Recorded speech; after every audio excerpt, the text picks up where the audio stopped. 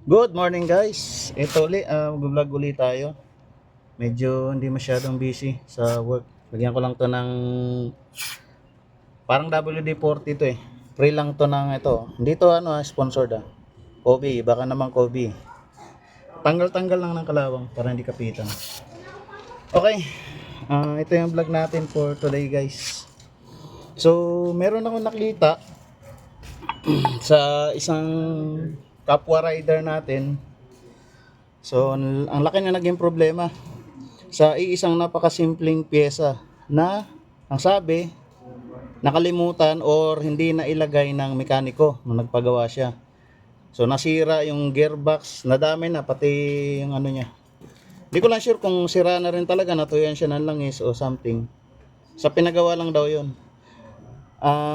Nakalimutan yung pyesa na yon. Ang nangyari, nasira itong gearbox niya, ito, nagkasira-sira lahat ng gearings dyan. Dahil lang sa isang pyesa na hindi na ikabit. So mabilis ang vlog lang to guys. Para maging aware tayong mga naka Honda Click. Kasi importante sa atin to eh. Apektado lahat.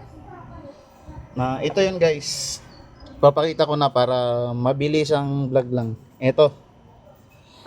Yan, yung spacer na to.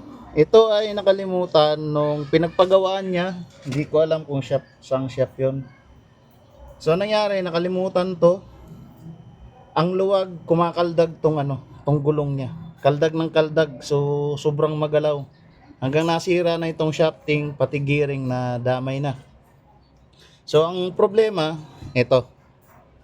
So kaya naman ako naggawa ng mabilisang vlog na to guys, ay unang-una, maging aware kayo sa mga nagpapagawa or sa mga nagdi-DIY na wag mo makakalimutan itong bushing.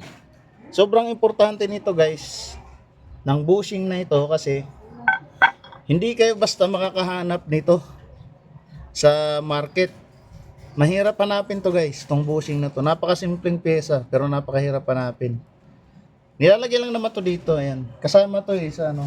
Lagyan ko lang siya ng aking hard disk. Ito yung ginagamit ko guys para ma-maintain na hindi mag-stack up. Kasabay na rin tong vlog na to para ma-remind kayo, para maiwasan natin yung stack up ng ito, ng mugs natin at saka ng dito sa may shafting niya. Ito, nilalagyan ko lang ito. Hindi ito sponsored pero ito yung ginagamit ko. Kahit matagal kayo dyan magbukas uli, hindi siya basta-basta nawawala kahit ilubog niya sa tubig. So nung nakaraang bagyo, nilusong ko na to eh. So yan, lagyan nyo lang. Ang paglalagay nito guys, nauuna tong malapad Ito, itong malapad dito sa mugs. Kasi itong maliit na to, ito yung magpapagulong dito. Dito, ayan, sa bearing na yan ng swing arm. So again, ulitin ko guys, mag-ingat kung nagpapagawa sa shop, tingnan, bantayan kung naibabalik to. Pag ito ay hindi na ibalik, kanapin nyo, sabihin nyo ibalik. Kasi napakalaking problema ito. Pangalawa, pinakamabilis na malaman pag hindi ito naikabit, kasi pag na-install na tong swing arm, hindi nyo naman nakikita to eh. Nakatago na yan.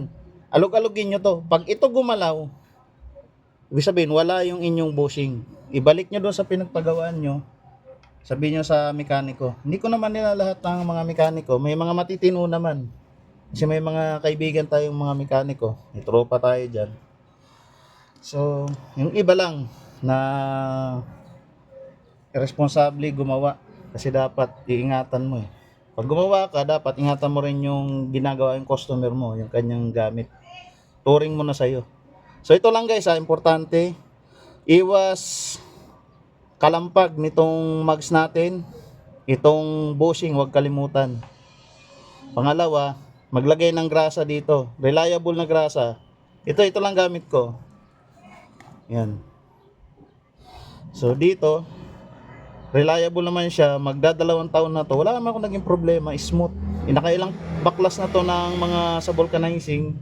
So napakabilis. Pangalawa, gumamit kayo ng torque wrench, yung tamang higpit nito, tamang kung ilang newton meter. Kasi ako standard ko yun, yung kung ilang newton meter yun ang ginagamit ko.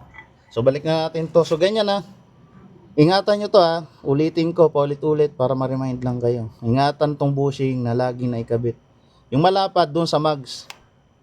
Itong maliit, dito yan sa swing arm. Ayan. Dito siya. Kasi ito yung bearing, ida-drive niya yung bearing. Mag-ingat at laging i-check pag nagpapagawa kayo.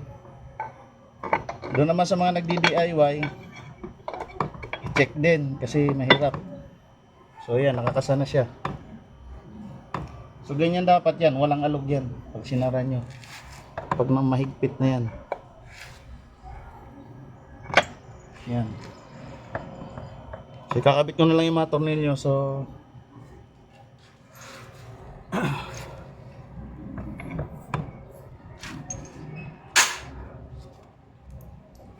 yan lang guys. Maraming salamat. Sana may mapulot kayo dito. Napakasimpleng bagay, bushing lang, pero napakalaki ng impact kasi ang dami niyang sisirain dito sa ating motor. So yan lang guys, salamat. Keep on subscribing, like and share sa ating mga video para makapaggawa pa tayo ng marami pang mga video tutorial. Salamat.